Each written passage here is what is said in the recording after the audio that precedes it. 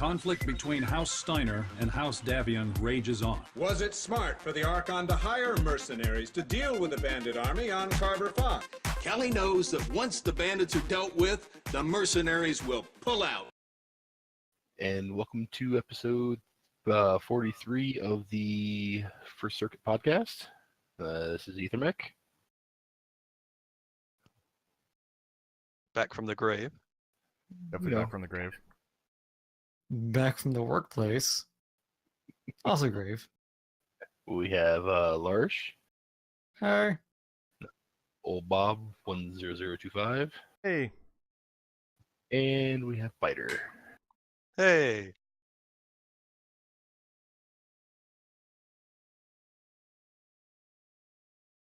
Hooray for intros! Thank God this is like just a recording, because I do plan on cutting out a lot of the awkward silence in between in post. No, you need to double it, triple. Just triple the silence, confuse all of our viewers, and be like, Sounds not on. Did the video just stop loading? And we have Lars. ... All right, so anyway, so I think we have quite a few things to talk about for this week, since it seems like this game always likes to shove new things at us for content. But I think for today, we're going to be going over the patch notes, some rehash of the flea that comes out whenever this video is posted. This is probably going to be tomorrow on Tuesday. The ongoing events and how they have gone, or how they're progressing, and maybe just a short blurb on how the Harmony Gold versus PGI thing is still a thing. Sounds good. Yeah. So, patch notes. Where should we begin on the patch notes? Because we got a shit ton. Actually, I'm kind of surprised they did patch notes so early. Interesting. Normally they do like Friday, and Friday, like right after our podcast, like they had it out on a Tuesday, right, or something like that. Yeah, it was pretty early. That was the 13th. With that they released it, which would have been Wednesday. So that was like 2 days ahead of time from the usual schedule. That's pretty bizarre, especially for what happened. Yeah, I noticed that too. I was at work when this dropped, and I was surprised when it hit. But hey, I'm glad to get items on the new mech early this time. It's kind of nice. I would say it does benefit them releasing the patch notes early, since a lot of this stuff is always kind of stuff that they, in the roadmaps have announced that they're bringing forward, and this gives them as much time, a much longer window to get feedback on anything that the community might be upset about or wish changed or whatever. Yeah, you mean open the floodgates for salt and whining? Yep, there's already 146 comments. I haven't even gone through the comments. I'll go over that after this podcast. Side note, did you guys vote on the 8v8 item on the polling? Yep. Yeah? Personally, no. I voted, and I can tell you what I voted for. Yeah, I was like, I hadn't even checked. Oh wait, actually, that's actually in the patch notes. There's a link to it. Yep. Wow, it's split. Yeah, pretty split. Yes is at 47.69. No is at 48.34. So no is just eking out. And then there's these nihilist maybes who are just like, I don't care at 3.97. Let me explain in the thread. It's like, well, your vote doesn't count now, basically. Like, okay. And I think they probably did it on purpose, though, to get, basically most I'd pop down there. Like, well, your vote doesn't count, so what the hell? It doesn't matter if you put your comments in the forums, vote yes or no, end of story, and then put your comments down below. Well, let's face it, it's PGI's fault for giving people a maybe option. Yeah. Yes. Yeah, they should have left the maybe out. But I think because the poll was so close, we're not going to see any 8v8 anytime soon. I highly doubt it. So, like, I was going to comment, too, is that the patch notes being out, roadmap being out, they probably finished Mechwarrior 5, and they're just, hashing out the bugs and everything now. So they're probably already done, and that's why they have so much time on their hands right now. know what I'm saying? I think Yeah. mostly it's Paul being bored. Or Paul being bored. Well, I think it's Tina that actually makes the patch notes too, right? Yep. It Tina. might be. Yep. Is it? It's by Tina. Yep. Okay. Or she should probably just announce, "Hey, here you go. Here's the thing. So, but yeah, there's that. So, what is the first thing on the page here is going down on the patch Well, notes? Yeah, go ahead. so I guess this is one of the first things it covers, but as we mentioned, Lisa, yep, they're releasing the patch notes early, gives more time for people to comment on the things that are going to be coming live shortly, and gives the team some time to actually possibly adjust or whatever if there's any, without rushing on it on Monday, which Yeah, I think might have been the problem they did before. good point. They also, as we mentioned, they give the link to the vote for 8v8 play. They also have a link to discussions about weapon balance that have been going on. Has you guys seen that? Oh yes. Balance They've been design, saying, That was is that an large epic amounts mess. of large clan laser vomit is one of the overperformers of the game, and they're saying, oh, we're looking to change clan Gorse, clan lasers to address this and bring it back into line with the other weapon systems. And of course, they gave the community opportunity to give their feedback, which means everyone could talk about how they want the game to be balanced. Like, okay. yeah. I mean, I appreciate what they're trying to do and getting the player base to make some changes for what they like, but I kind of wish they would just own up to the game and say, hey, we're going to nerf clan lasers because balance. But I mean, what do you guys think? Do you guys think that the clan laser vomit is a bigger deal than what it is, or if it's just So when they announced the changes to heavy lasers and lasers, the previous patch, all of that made sense. Yeah. The fact that they waffled on it and backed down because the community showed a little backbone against them, it just means that they're never going to get any changes through that the community doesn't agree to, which means nothing in the game's ever going to change anymore. They just need to own up to their game. Say, okay, here's the game. I'm sorry if you don't like this. If you don't, go look at Adventures. It's over there. This is a Mechwarrior. This is a game like Russ spent millions of dollars on trying to go build and everything, build his game and design his game. Yeah, you're gonna lose some people. That's part of business. That's what happens. And a lot of people have some good ideas. Don't get me wrong, but pick and choose your ideas. What you're gonna be taken from the community, and then everyone's bitching that you didn't take my idea. It's the best thing in the world. It's like you don't know what's going on in the background, how they're developing the game itself, and so they can only pick certain things and work on those things. Well, and I think part of their issue for the balancing is they're going one piece at a time, but they're not looking at what's enabling the miscellaneous pieces to work. If they would just burn the bridges and get rid of cool shots, that would solve a lot of the problems because you wouldn't have the emergency instinct around. God, man. If you just get rid of all the airstrikes, you wouldn't have people bitching and moaning about the strikes all the goddamn time. Then it would come down to just what the weapons are doing, and then you'd have all the data you'd ever need to figure out what the actual balance of the game looks like. Yeah, I mean, in our little sphere, I've obviously been arguing for this mana potion, cool shots, being a huge change to how the game is balanced and changing all the heat mechanics. But at least in the forums, if you read through all the comments people were talking about, a lot still focusing on just a whole bunch of ideas. I see people talking about, oh, we need to have it just clan versus IS, and it's like, what was it, 6 clan versus 8 IS? Star versus Alliance. It'll be 2 stars versus a company. Yeah, 2 stars versus the company, that kind of So stuff. it's like 10v12. And there's loads of other huge radical changes, and people saying, oh, well, what about all these other suggestions to all the weapon systems, etc., etc. And just flush cool shot. Yeah, as I did make my comment there, at least, not much response from the community on there, but I did say, if you ask me, the fundamental rot is cool shots. And I'm hopefully we can slowly get people to sort of warm up to this idea.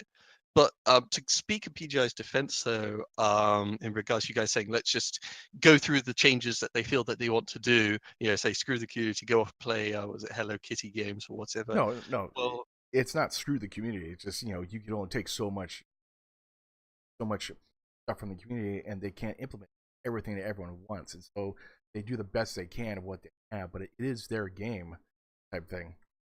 I'm just saying, at least in their defense, it's a big thing is always about PR. And my complaint about PGI has been that they have not been very good with PR. That the stuff like the ghost heat changes to heavy, larges, and mediums just suddenly came out of the blue, and that's where you get your huge community backlash, and the community's like, "Whoa, where did this come from?" And lots of people really upset about the sudden nerf. Whereas if you want the community somewhat to stick around, you need to be able to play nice with them, and you've got to make them, you've got to pet them and make them feel okay about what's going to come. Or If you PGI could get off their ass and work on some marketing. Something like that, yeah. Some YouTube commercials would really do the game some good. We've tried, Aether. We've tried. Yeah, we tried. Yeah, so with PGI, they've been, they said internally they've been discussing 8v8 for a lot of time. Well, what you need to do is do these votes, these polls, gives people a chance to chat about it and wring their hands about it, and have the community discuss these ideas more actively. So, I should say at least I would give a thumbs up for them to actually reaching out to the community and starting these discussions and poking people in the patch notes to these discussions. For trying to proactively engage instead of putting out the fires they start. No, basically, I don't mind that. Basically, asking community for stuff like that, that's fine. That's perfectly okay, and that's any type of business. But the problem you do see is the community themselves. If they don't take one person's suggestion that they think it's better than sliced bread, they start crying on the forums and start saying, "I'm quitting like MWO, screw you guys," type thing. It's gonna happen, and PGI just needs to put it out, say, "Hey, we're probably gonna be doing this." That's fine. But even if the whole community says, "Hey, we want to do it this way," and it still changes, that's still their game to go do. Yeah, the PR is bad though. Don't get me wrong.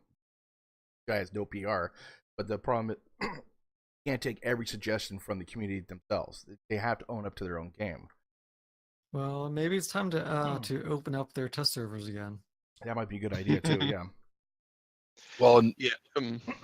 I really like the Energy All system, but for some reason everyone else was so against it.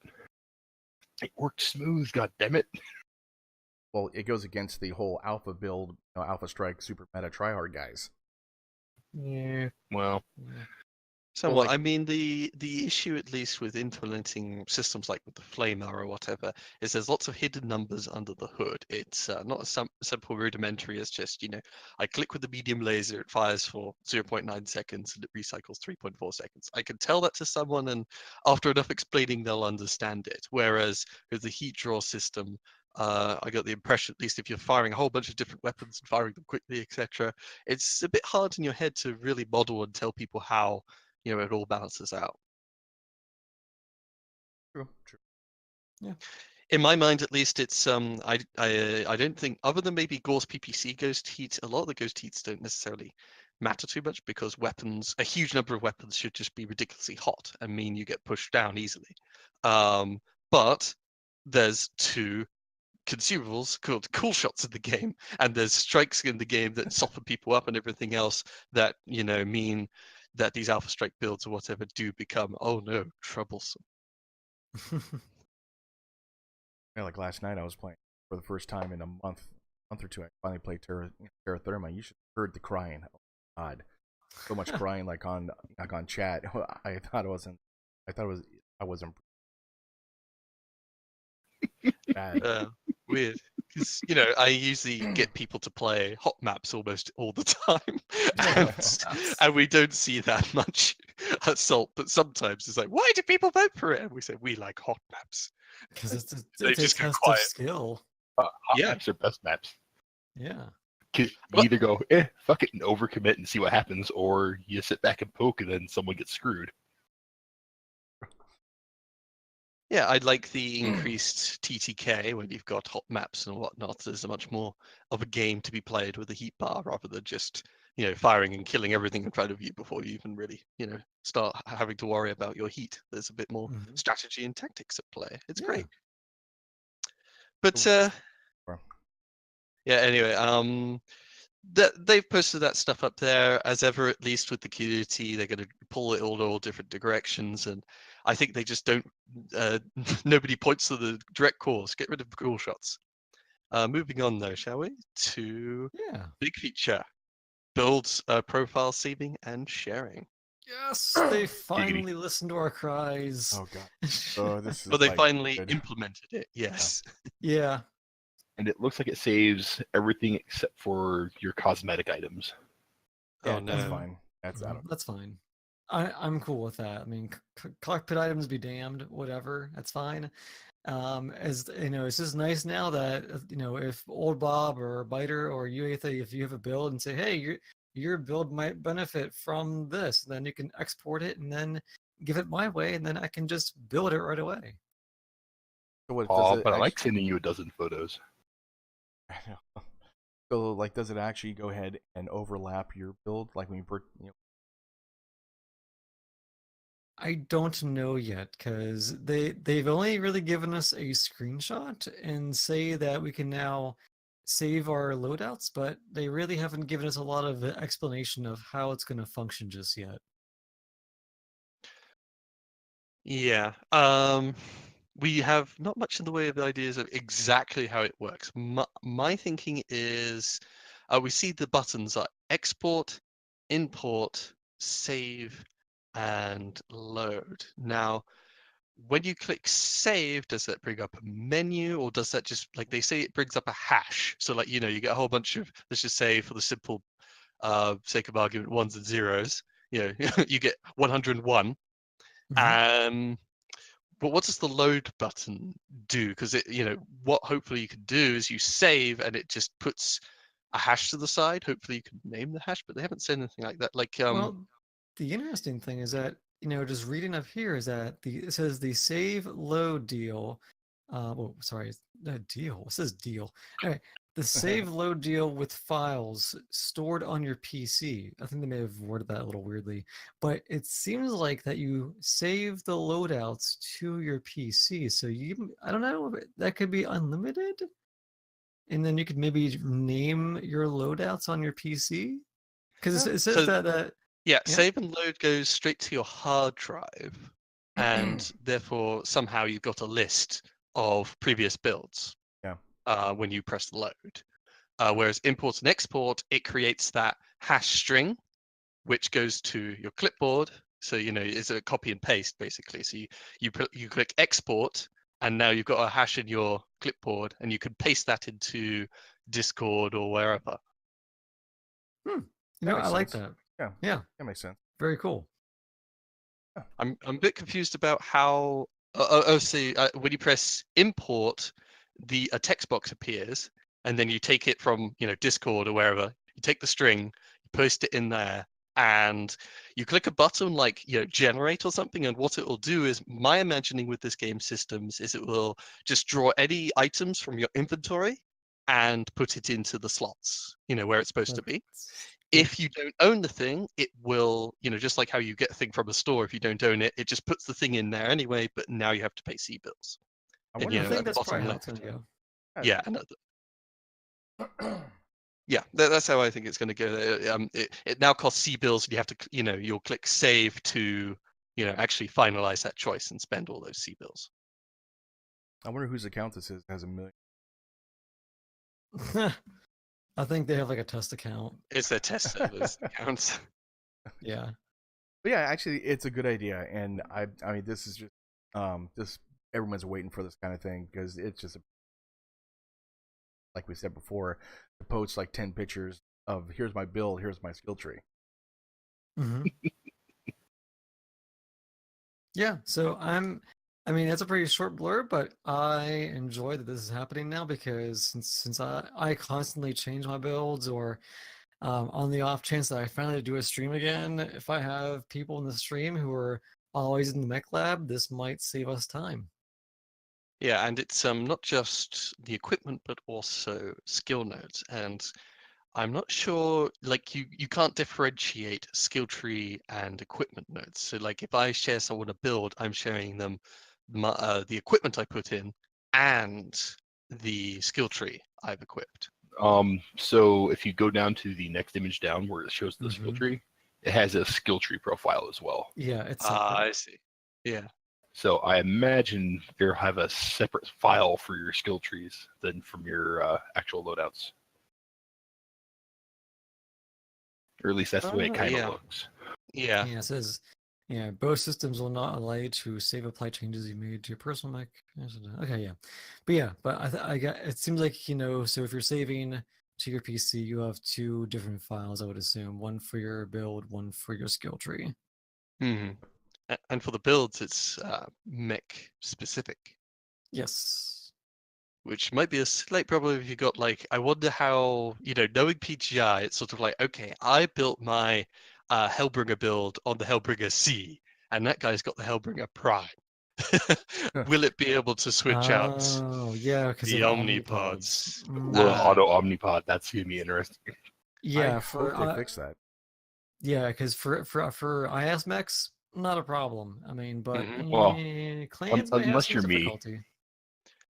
There are Is that- sometimes IS mechs that you could do the same build on something else, but the system might not work for it, which would be a nuisance.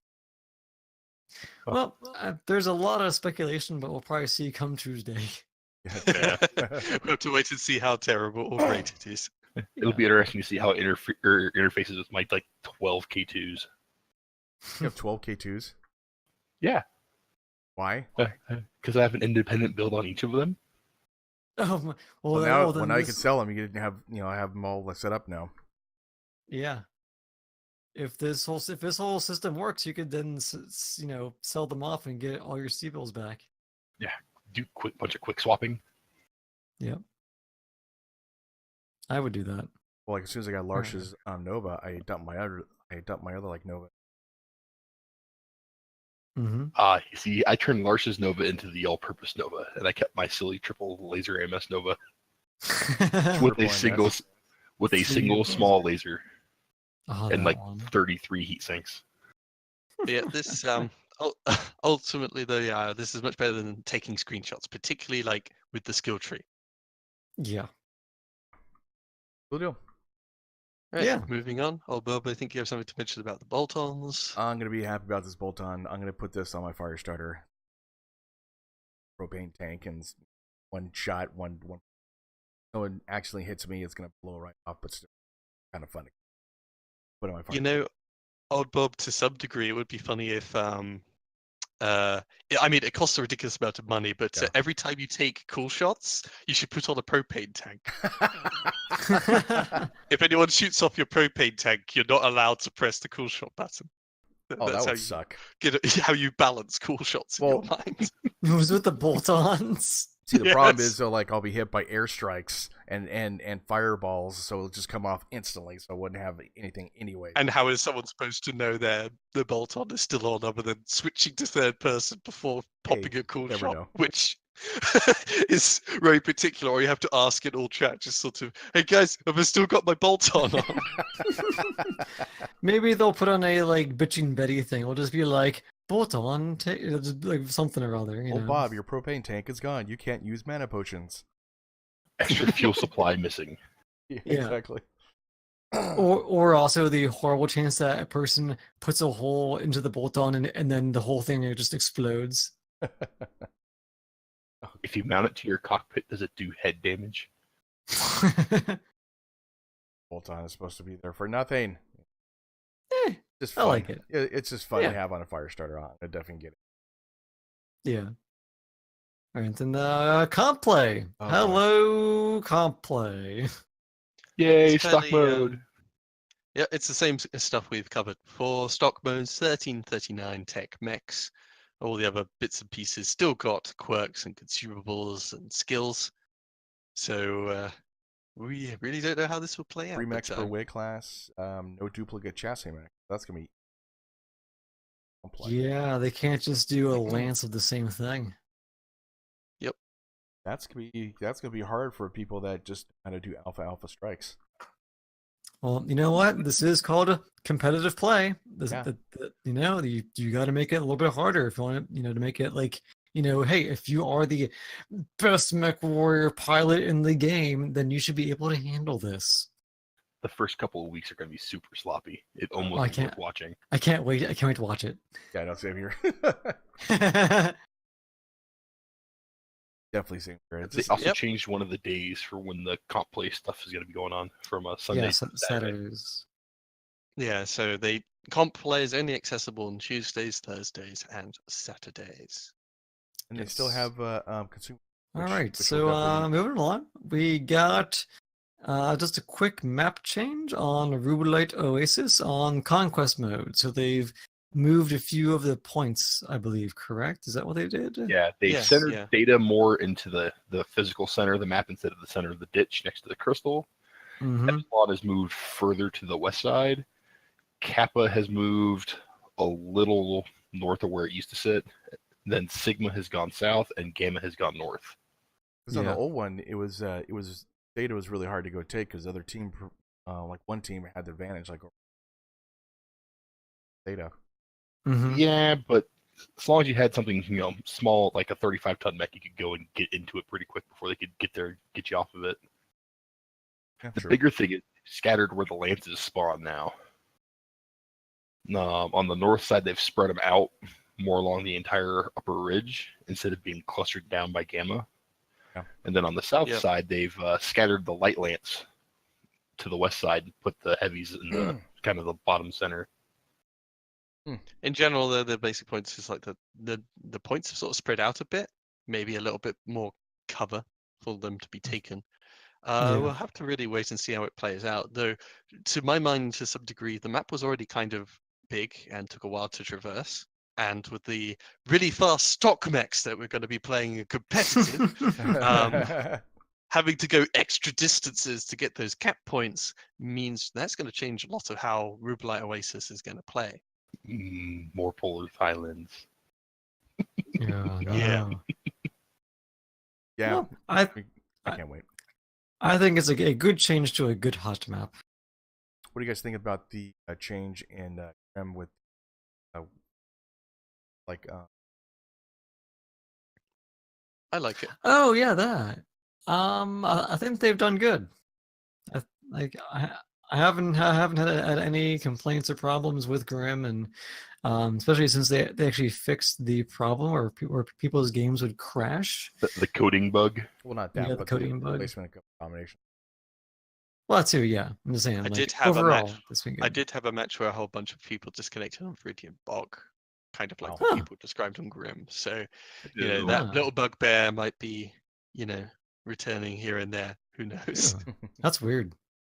But yeah, the thing with Grimplex's domination before was it was whichever team pushed more aggressively, because obviously the circle was in the big giant crater, and really it was that the hill, the one with the buildings on top, that the battle of the hill. You had to push off that hill or push and stop them from getting off it. And it was a whole fight for that. But the thing was, at least when you're playing with pugs, it's really hard necessarily to rely on them being courageous. And it's really, really tough pushing on your own, particularly if you're the one on the hill. And that meant one side typically had quite a strong advantage. Now with it, the cap point actually being around the hill, all the pugs can feel happy walking up to the hill without having to feel like they're being super aggressive, and then they can dance around the hill, and it's I'm much happier about it's a safer approach for the pugs, and they feel happier about actually playing correctly. I'm just imagining just like a bunch of mechs just dancing around a maypole. Yep. Jeez. That is how people kind of play. Yeah. It's an improvement on average. Yeah, I'm just a little grumpy that the circle's no longer a suggestion. Because that's all it was. Domination on Grimplex, the circle was oh yeah, by the way, you have to go stand in there after you kill everybody. Mm-hmm. It's relatively small to the overall map. Like in HBG, it covers the main central area, which means you just play HBG skirmishes regular. Whereas in Grimplexus, the map's got fairly long lines of sight and whatnot. So that same circle size, I'm not sure if it's exactly the same, but it feels much more constricting. Yeah. As long as everyone's trying to play the I can see you from so far away, I'm going to try to poke you beyond, where my weapons are effective at. Yep. Oh my god, something's point blank. What am I going to do? Time to run away. Of course. Granted, Yeah, it's kind of funny just from talking to people who watch our stuff or talk to us or are usually in our Discord. I think we're one of the few groups who actually plays aggressively. Yeah. I think that's mostly because I just randomly go run out into combat, and people are like, "Well, there he goes. Let's go follow him." Well, sadly, you haven't been around lately, so it's been on other people's shoulders to just lead the rush. Charging. Aw. I mean, heck, like last night, I had to go use assault mechs and give tonnage so I could die. Well, that was the thing actually, because me and a few others who were playing assaults, it's like we have to do desperate rear guards against a huge amount of tonnage bearing down on us, and it's like a desperate last stance every single match. And I turned down a little bit, and it's like, okay, we need someone to take up tonnage. Last is like, oh, I'll do it, and then he's like, come on, guys, I've got so many people bearing down on me. I feel like I'm just a wall that's supposed to distract the enemy. That's all it was. I was just a Fafnir, just like standing in place, just on bog. I'm like, well, I guess this is my life now. I'm gonna die here. Welcome to my world. So Lemming posted a very good video about that exact same effect. About the door getting shut in the assault mech's face. I'll have to go ahead and watch that. Yeah, it's the staple gun one. So next we got single heat sinks. Yeah, part of the thing with these two changes, actually, just the heat sinks and ammo, they're buffing both of them in preparations for the World Championship thing. But obviously, this affects all mechs, and so if single heat sinks are getting buffed, this means all those single heat sink mechs we got are getting buffed because we all actually have single heat sink mechs. Yes. I don't have one single. Wait, no, Slacker. I lied. Oh, come on, dude. You have to have a couple. My urban mech has single heat sinks. That's blasphemy, man. Really? Yep. That's blasphemy. You don't have a supernova rocking like 50 of them? I don't own a Grasshopper? supernova. I have a grasshopper. I barely use it. Oh, Lars, what are we gonna do with you? Well, I Now, what's the threshold for a double heatsink? It's like 1.4, right? yeah, so double heat sinks aren't actually true dubs. They have 1.4 heat they hold, I think, and they dissipate 0.14 per second. So single heat sinks are, you put more inside your mech, so that's actually going to be a little bit better but more inside your mech. Singles used to be 0.12s or 1.2, and they're going up to 1.3s. Yeah. So they're effectively, they're not singles, they're single at the 30%. Whereas doubles aren't doubles, they're actually singles but 40% more. Yeah, the doubles are only true doubles when they're in the engine. Otherwise, they're kind of like a 1.5 kind of heat sink thing. Because like most of the time, I can't fit enough double heat sinks. This would be even better now. I'll just go down single heat sinks, and I'll take the hit a little bit, but I'll save on slots. Well, Yeah, that's actually the really finicky thing, because doubles in the engine, the first 10 you have in the engine are true doubles. They have a heat capacity of 2, and they get rid of 0.2 heat per second. That's how you actually, when you upgrade to doubles, that is the biggest increase in capacity and heat dissipation. It's why it's so valuable. Whereas singles are still actually, I think at least they used to be, and I think they probably still are, weaker than external singles. Like they're almost true. I think they're even now. Oh, that's There's good. no actual bonus for them being in the engine anymore, so they're better as crit padding. I haven't seen them explain this very often, at least the PGI guys, and I haven't done much in the ways of experiments, because that's at least the most important thing with this single heat sink change to me is how does this change internal sinks? Because sure, the external ones are better, but I'm starting, as always, it's like I'm starting, the first 10 heat sinks in the engine are half as good as the first 10 in double heat sinks. So you're still not actually that much better if you're trying to go with singles, unless you got a lot of them, which was always the case. Yeah, critical mass. The critical thing in my mind, at least, and the reason why I really wish they clarified this, is stock builds don't necessarily take that many externals. No. Or at least they usually only go up to the initial 10. In any case, at least it's really important to know how good those first 10 heat sinks are for the stock mechs, because if you're only changing external heat sinks, this might not actually even affect stock mechs that very much at all. Well, we'll have to see when once it comes out, though. Yeah, I'm just saying, like, for example, the Kintaro, a whole bunch of SRMs and LRMs, everything, all of its tonnage put into missile weapons, if I'm not mistaken. There's like just 10 single heat sinks to keep it cool. Yeah. Yeah, And 10 all of single. those are in the engine, if I'm not mistaken. But I this think buff there's might one not in affect each it at all. leg. Yeah, okay. So its leg heat sinks might get mildly buffed. Woo! Yay. Jeez. Yeah, So- it'll be entertaining to see how this all pans out. I'll test it out later Yeah. on. Once it comes out and test it and to go, oh wow, I could have 20 heat sinks instead of only 12 or something like that. Yeah, so you have I to would do- say, yeah. So I would say to our viewers, come Tuesday, don't go into a match without testing first. Go into testing grounds, test them out, try it out, see how it goes to your liking, and then tweak it if you need to. Single heat sink mechs can be quite a bit of fun in and of themselves, but they're usually quite gimmicky. But if they're getting buffed up, I'm happy, because that means my 8 medium laser grasshopper can keep alphaing even more with all its medium lasers and continue ignoring ghost heat even more than before, which is great. Very true. Very true.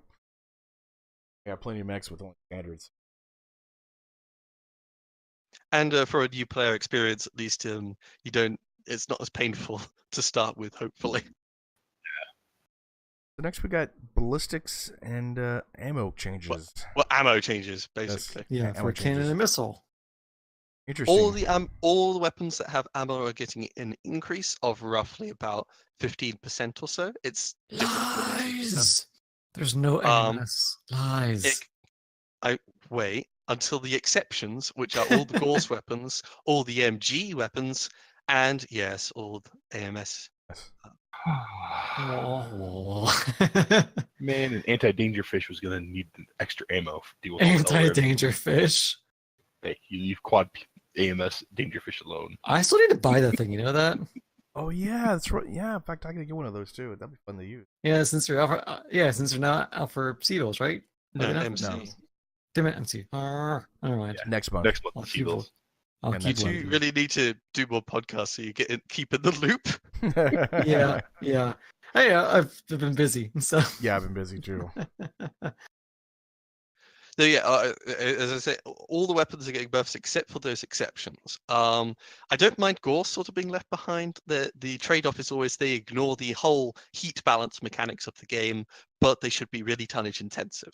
So them having inefficient ammo has always been true, but it's never been that much of a problem, and they don't need any help. Machine guns, light machine guns, they're already pretty decent if you got like a clan mech, so I don't think they need more ammo. The clear difference though is like heavy machine guns have always been in huge need of some kind of buff, and Yeah. ammo is one of the big ones because its ammo is terrible in terms of damage per ton. I really wish they would have included the heavy machine gun. Yeah, the heavy machine gun kind of needs just something to make it a little bit different or better. Because as it stands, it's kind of just like, Well, they did It's do the barely narc. viable right now. The narc. Yep, Narc is it drew the shortest straw for some reason, and that's something I was bringing up. I'm a little peeved at this. Everyone's getting a lot are getting 17% extra ammo. Like the Rax, who already had really good ammo types, are getting 17% more ammo. The Narc, if you added 2 Narcs, would get 18% more ammo. Oh no, not 2 more Narcs per ton. But no, they're already adding 1 Narc per ton, which is only 8%. So it's got the really the short stick, because for some reason, if I got 2 more Narcs, it would just break the game, and people take Narcs all over the place. It's already too popular. It's too powerful. it It's also doesn't get any on the half ton, which is the silly it's a part. 0 Yep. change in the half ton. Yep. At least do 1 for the half ton, 2 for the ton. Get it over with, Yeah, right? that's some bullshit. Too powerful, man. You guys got to understand that. Lerms are the best weapon in the whole game. Biter As- is single-handedly proving the power of the narc. Yes. Somehow, yeah, exactly. I play the Vindicator 1R, so obviously that thing gets nerfed into the ground and put into a really high division. I use a lot of Narcs and no one else does, so Narcs don't get all the extra ammo for some reason. But, Racks, oh yeah, give them a whole bunch of extra ammo. MRMs, yeah, they're fine. Give them 13% more ammo. Narcs, though, oh dear. Biter, see, that's because the techs at PGI, they are exclusively only using your numbers in game. So Oh Christ! everyone else does not matter. They only view today and see. What is Biter using today? Oh, we need to nerf that the like post haste. Well, the funny thing is they do actually mention some stuff along the lines of this. When they're talking about weapons balance, they were saying stuff along the lines of, this particular weapon system will do really well in someone's hands, but really badly on someone else's hands, and so therefore it's more a matter of the average. Yeah. But I do wonder, at least, if the average is, me and 9 other people who use Narc. And I do really well with Narc. Is it really a good stats to therefore give the shaft to Narcs because one good player is so good with them? Because I am horrible with Narc aiming. I could use 5 more shots per ton. I mean, this is actually this actually would go straight into what I would say is the thing in my mind with Narcs is you bring enough ammo and you just kind of spam it out there whilst you're doing your regular shooting. Yep.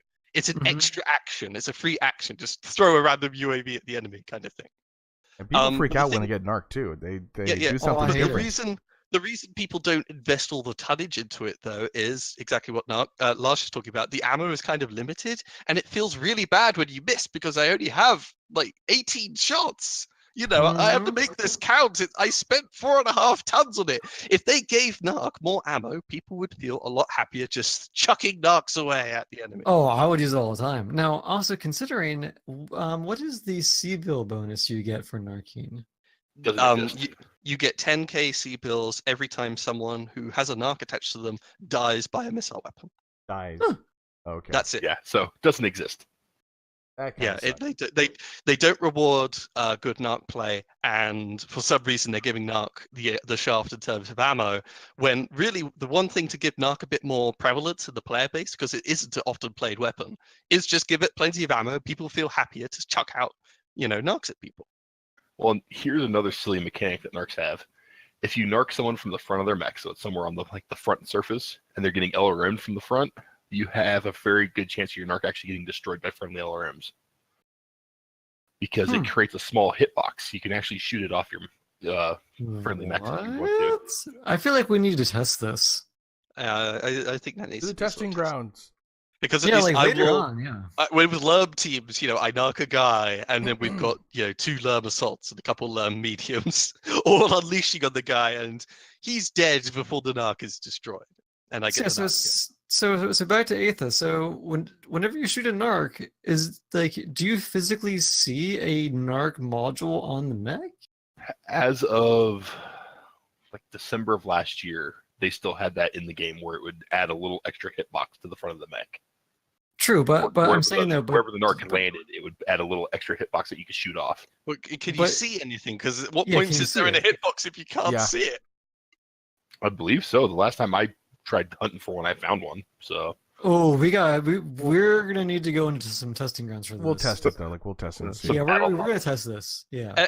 Let's not focus too much on the Narc because it's just a niche weapon that I use that they're shafting for some reason. No, it is. It is the best meta tryhard weapon in the game. What are you talking about? Yes, because guaranteed after this podcast, I am going to make a Narc boat for the lulz of it.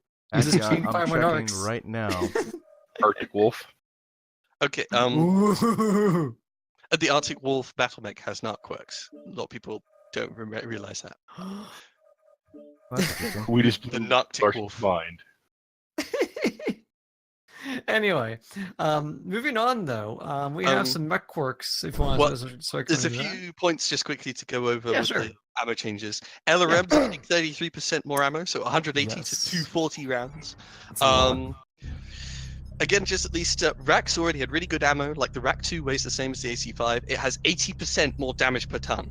You know, instead of 100 damage, you know, in that ton, you've got 180, relatively speaking. You know, and both are getting 17% more damage, which is crazy. Like, you know, one weapon needed help a lot more than others. I don't know why PGI is helping, you know, weapons like this. It seems so lazy. I don't understand, you know, what thought went into this, if any.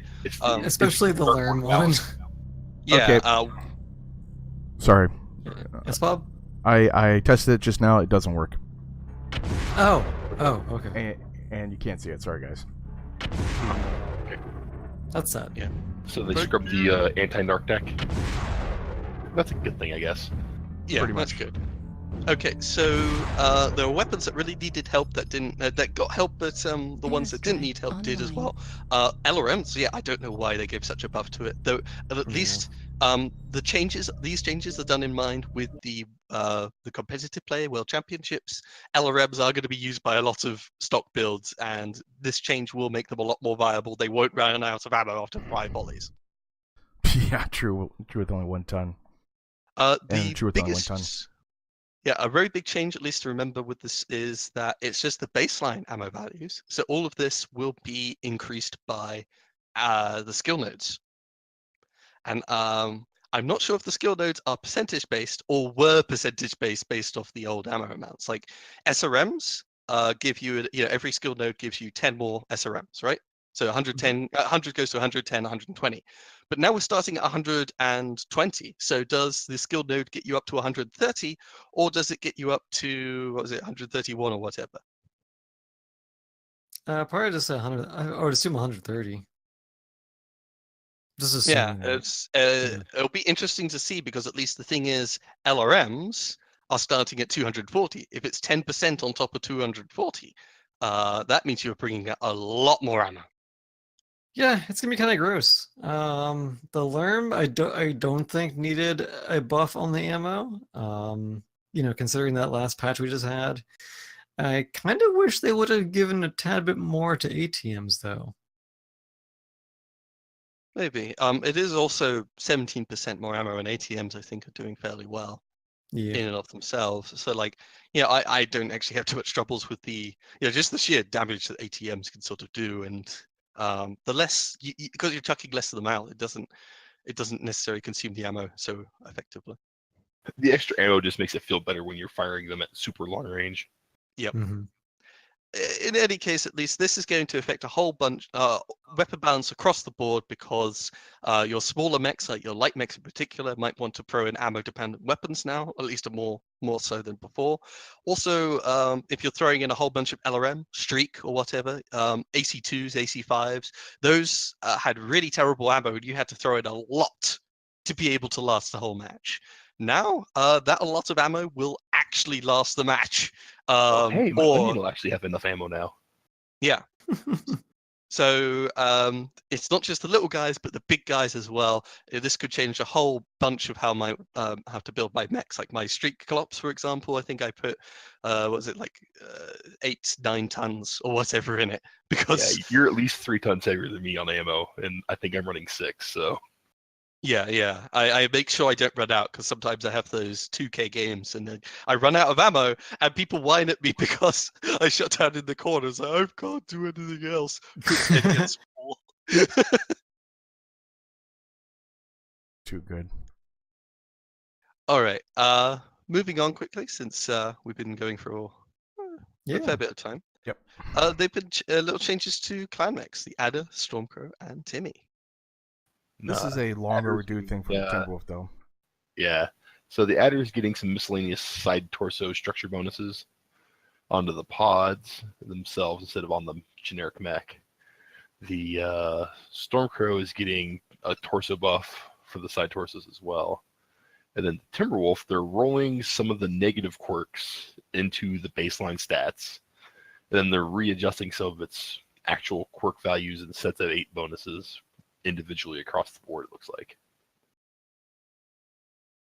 Yeah, and there's a lot to roll over, but I think we could talk on forever if we went into every single one. Yeah. But I think Aetha pretty much summed it up pretty well on the Timby, is that all those negative quirks are being, quote, removed, but they're still going to kind of be there because now they're going to just be pre-cooked into the stats of the mech. On the plus side, though, it looks like they're actually giving it fairly decent mobility quirks on most of the torsos. Where it used to have negative mobility quirks and torso yaw and that kind of stuff. They're actually giving it positive now, so maybe that'll help. Maybe. Well, this is good because it's an iconic mech of BattleTech. So and over the past year, as soon as they put in the negative quirks, I've not seen many Timberwolves out there being played because of that. I see a fair number of Timmys, usually every SO match, every match, because it is that iconic mech. A lot of people really like taking it out. And for those old people from the tabletop who really like the look of the mech, I think a lot of them like also the fact it's quite a nice LRM boat. And they sit back, and that's how they get their relatively effective damage. But it always meant at least you didn't see the Timmy very much because it was a learn boat, and it's either hiding so you don't see it, or it's in front of you and you kill it. I think they've added in the patch notes the actual number changes because people probably were asking okay, so you're taking away the negative quirks but rolling it into the base stats. So is this an improvement or are you just making us feel better? And it looks like a bit of an improvement, but there's still some debuffs remaining. Yeah. So overall, it looks like the net gain is positive across the board, but there are some just random negative things that got added to the base mechs thingamajigs. Yeah. Okay. Yeah. So it'll actually be interesting to see how it actually pans out. I might actually bring mine out then. Same. In Korea colors. It'll take a while to. I don't think all of these little changes weren't actually that big of a change to how effective the mech played in my mind, honestly. And I wasn't always a fan of the Timmy in the first place. But anyway, I'm glad the Adder and the Stormcrow are getting a little bit of survival stuff. We don't exactly see much of them. The Adder, in particular, sort of, at least compared to the ECM with the Cougar and whatnot, why necessarily take an Adder other than the quirkage? Just slightly better quirks. Yeah. All right. Yeah. The one thing, at least, I think they said, the Timberwolf is one of the only mechs with negative quirks, and everyone's saying, hey, what about those dire whales with the negative armor on the heads? That's compensation for the energy hard point. Yes, but it's just funny that people have quote unquote, they've forgotten. Everyone, we know the Timmy's the only one with negative quirks. No, it's not. It's because dire whale doesn't get played a whole lot. Yeah, I don't see many direwolves anymore. I mostly see just Mad Cat Mark IIs. Yep. The only dire whales I see are always LBX2 spams. Yep. All right, so moving on. Yeah, random bug fixes and improvements. Tons of these. A big one, at least to mention, is Solaris will be included in possible events in future after this patch. Before they couldn't do any Solaris themed events. So if it's do 500 damage in Division 7, they couldn't do that. So in future, they could poke people towards doing Solaris mode and reminding us it exists. That will bring me back. So now we'll now have three different game modes to farm loot bags on. Mm-hmm. Oh yeah, faction warfare. Yeah, never mind. Yeah. My biggest gripe will be just at least that 3-minute timer will be painful to sit through. Yeah, actually, he brought it down. This stuff. He brought it down to 2 minutes now. Yeah, 2 minutes. Yeah. Paul did a couple Twitter posts about that. Brought it down to 2. Well, moving in the right direction at least. Yeah, true. Yeah. We got bolt-ons, bolt-on support for a lot of different mechs. Actually, good because I would have thought they for every single mech, but now at launch, that would people want to go purchase all these different bolt-ons, and so this is good. They've been rolling out a certain number per month, but this is a really long list. Yeah. Mm-hmm. Worth mentioning. I wonder if they just okay, let's do the rest of them now. Yep. Propane tank on my Uzil. Ooh, they now have it for the Osiris. I'm happy. Weapon 3060 refits as well for a whole bunch of mechs. Is there any going to be missing after this point? I'm not I don't think sure. so. Let's take a look here. Assassin did do a Boss lot so far. Blackjack. Yeah, they have done quite a few already. In previous months, by the way, at least we've had only just like 2 mechs, with the refits. It's just like, oh hey, the Atlas now has a refit, and it's like, oh, okay, just one more mech has I been fitted up. think They've done a whole I bunch think- again. I think the Phoenix Hawk will still be out. Your Mm. favorite mech. Yep. No Yeah, rotary cannon because with Phoenix Hawk yet. Darn. yeah, because I've loaded Rack 2s on mine, and yeah, it's not going to have a Rack 2 on it yet. Other geometry changes include the Blood Asp. Mm-hmm. People have Yep. been talking about the we mentioned this before in previous casts. At least the shoulder cannons were sort of set into the actual shoulders, and the promotional art was they're much more pronounced and gunny, and they're bringing it up to line with what the art was like. Yeah, I mean, I guess it's all right. People whenever they pre-order these mechs, they want the one that was designed. So I can appreciate them changing it back to the design. Giving it those protruding, top mounts. So, it's all right. Wasn't that something that they changed because people were complaining about beforehand? I Yeah, didn't people were notice that. complaining when there was the countdown, and they showed the preview stuff. People saying, "Hey, that doesn't look like the art. It looks totally different." Yep. And that's at least why they said, "Okay, yeah, wait, we understand. Yeah, we'll start trying to bring it more in line with the art." They did Yeah. an emergency redesign on it, like right before it launched, Mhm. and Yeah, it still failed, kinda. yeah. I mean, from a consumer standpoint, you do want to have the final product be very much in line with your promotional art and bring it more in line with that. A month afterwards is, I guess, beneficial, but then again, I don't mind either way. I sort of prefer Yeah. the look of the retrofitted cannons. Then again, the older cannons were slightly more meta and less. They make your side torsos less easy to just blow off because it's just sort of set near the shoulders. Yeah. So that's all right. It is what it is. Looks like a lot of art fixes too. From River City. Oh wow! Damn. Yeah, look at your. So The Zeus I like has to bring the attention to dot 2 on art fixes. No. Fixed issue where the Orion 2C had a gap in its arm. No more duct I wonder tape. if they fixed the duct tape yet. No more duct tape. That's been a thing for so long. Oh god. That's been a joke since the first derp day, I think. Yep. Yeah. Yeah, that's been a long time. Damn. But Geometry who of the knows? Griffin's Maybe head. it'll still bounce.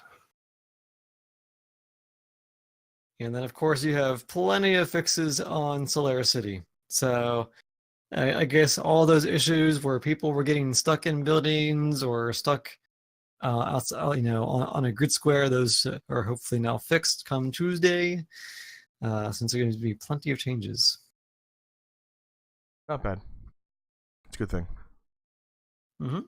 Yeah, so they're really cranking out a lot of bits and pieces here and there.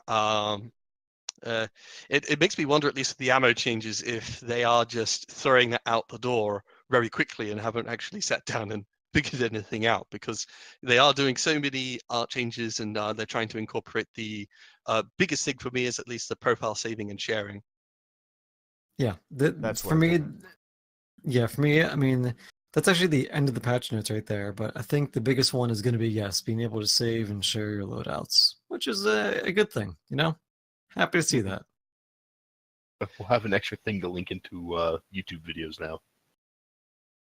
Yeah, Ah, true. Yeah, right. Oh, yeah. Yeah, put it down in the description down below. Like, if you Ooh. want to build, click on the Download thing. this one to the Yeah, that's a good idea. I like that idea.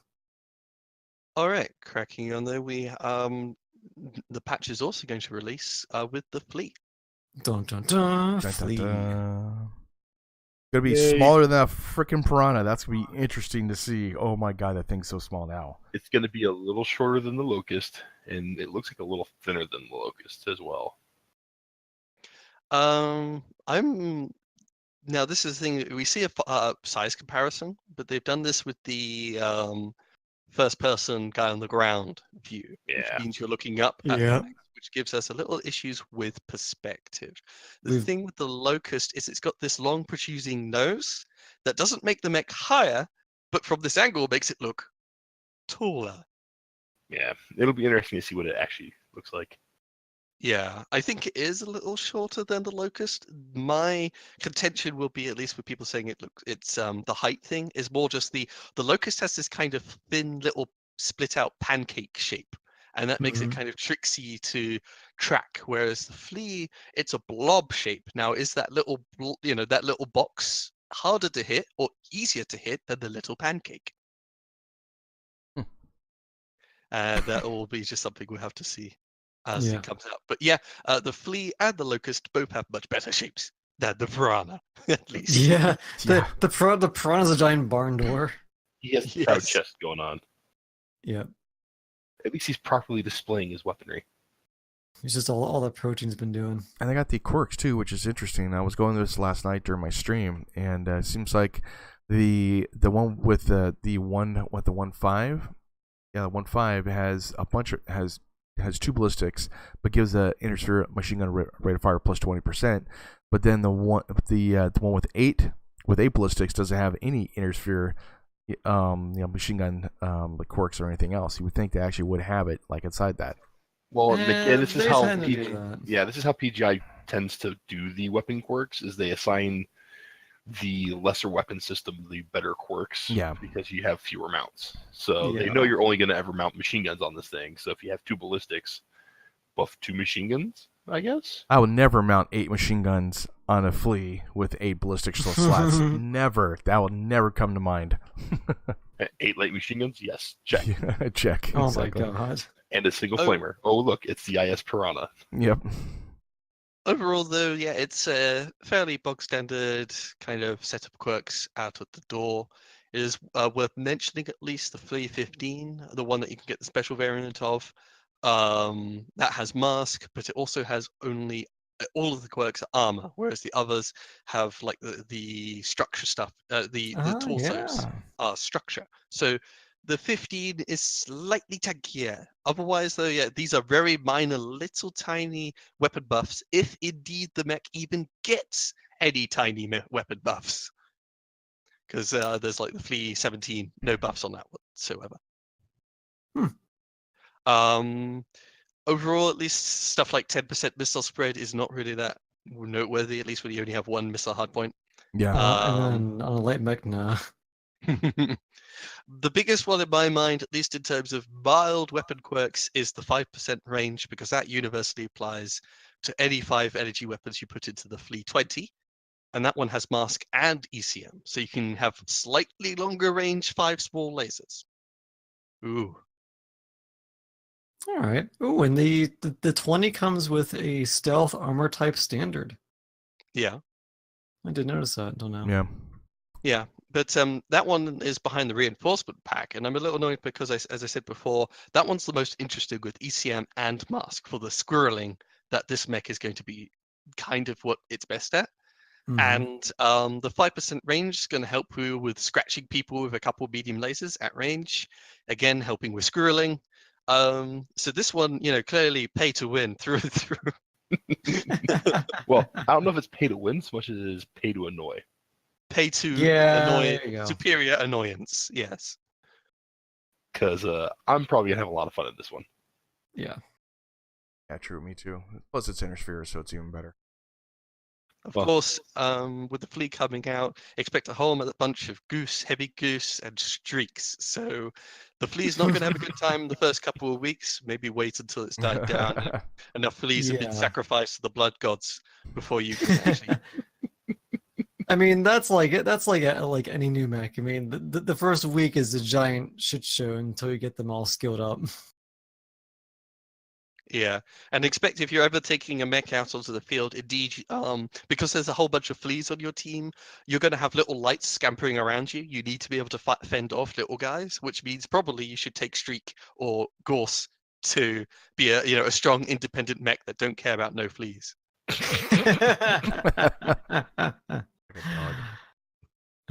So good. Dog colors. So yeah, I'm looking forward to Tuesday.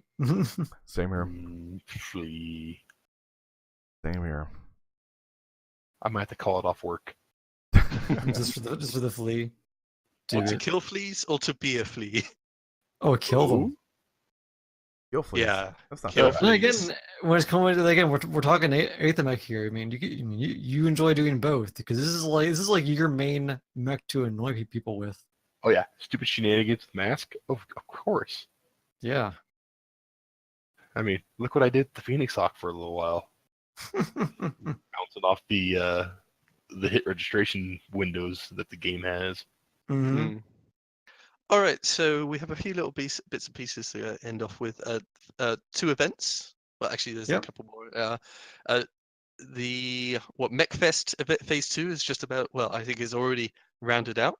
I like the change that they did. Instead of having to do 3 light mechs, 3 mediums, or 2 heavies, whatever, every single mech you do individually. So if you happen to own a spider, you do the 500 damage and you get your little 50 MC, and you don't need to happen to also own an urban mech and a javelin. So that's a way better change. I'm very glad they've done that, and hopefully they'll do that in all the future phases going forward. Definitely agree with that one. I've been having fun with it. I did last night, like on a stream, and it was just fun to go do. And I played as Zeus, and that was exciting. I play mechs I don't normally play, and so this is kind of just like something different, and that's a good thing. Although a lot of people, like newer players, don't have the Zeus and all these different other things, and so I'm kind of upset about that because they don't include the new player base coming into the game. But still, it was a lot of fun though. If you're a new player, there are at least the mechs that are currently, part of the event. Some of them are on sale, and those are the ones that are actually you could take into competitive. But sadly, only the ones you can take into competitive. So they'll be doing phase 3 and Mark 1, 3, and 2. But there's another one, Dad Warrior online event. This one wasn't posted on the front page, I don't think. No, I just tried to find it. I couldn't find it, but thankfully that was a quick and easy challenge. I hopped on for all of 2.5 hours last night and completed all of it. Is get 10 kill assists in a light mech, get 10 kill assists in a medium, 10 kill assists heavy, etc. And each of those are separate challenges, so you don't need all the weight categories. And each of them give a little Twinkie. Yep. Oh, I do enjoy the typo on the medium mech one. Yes. On the medium mech one, it says as well, get 10 kill assists in a light mech. Oh, whoops. Well, oh, PGI. Shows how much they care about. Was it for Father's Day? Yep. Woo! Oh yeah, that's right. You Brits don't have Father's Day, do you? You have no fathers. Look, I am not your father. All right, and then I guess the last thing we had was the Harmony Gold stuff. So that's still hopefully over. No, it's never be over. These guys are like cancer. They're like cancer, man. Well, don't worry. I think they're losing their license of anything Macross come, I believe, 2022. So we just gotta hold out a little bit longer, and then I thought it had actually been rolled back to 2020. Yeah, I thought it was 2020 as well. If it's I think that the last lawsuit they had with the Japanese, it got rolled back to 2020. Oh, well then, if it's 2020, then that's even better because then we can finally breathe easy. We can finally bring over Macross 7 and Frontier and all the things that I've been I could just weeb on forever on, but we're not here for that. Well, at least this time, basically, companies won't be extorted to give them money because they quote own the rights end quote of Macross and the Macross looking mechs. So that's a good thing. Me off. Yeah, because I can't buy any merch at a con. I can't buy any Blu-rays or DVDs of any of the movies or series that were after the first one here in the States. I have to find other ways to get them. Hold on. You can't buy merchandise of Macross Frontier or anything? Because Harmony Gold hasn't released any. Yeah, because Harmony Gold. Well, Harmony Gold still says that the mech designs are them. So, for example, I go to Techo, right? Yeah. It's very hard for me to find any merch that is a Macross Frontier Valkyrie, or Huh. like or any of the mech designs that are Macross licensed. Instead, you will find a butt ton of Harmony Gold mech merchandise at the con. I Wow. was surprised that I did get a model kit that was not, Robotech. It was actually Macross.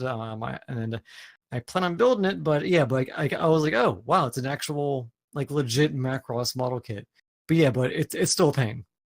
Can't you actually get it from companies that ship stuff overseas, like to the U.S. or anything? Oh yeah, no. Oh, okay. I mean, Okay. I can. Yeah, I can. It's Okay. just that to get a store here locally, to get anything is real. Oh, okay. It sucks.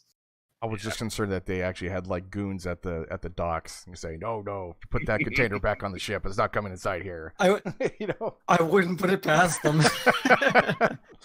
But that's cool. Look, yeah, and basically what happened was the details were Piranha Games pretty much paid off or got extorted by Harmony Gold, and so they paid them off.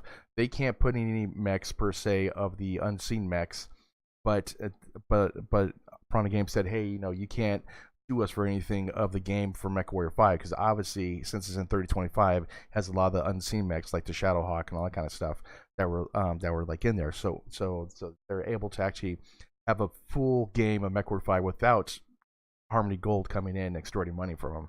Oh. Yeah, so what they've officially done is the current unseen mechs they have already released are fine and cleared, but they're not allowed to do any of the other ones. I mean, they can still do the 2C mechs. Basically those were actually done afterwards. Like the Griffin, Griffin 2C, the Warhammer 2C, the Marauder 2C, all those were done afterwards, and so they could actually put those out. But nothing of like, the older mechs, that were quote unseen. That's interesting.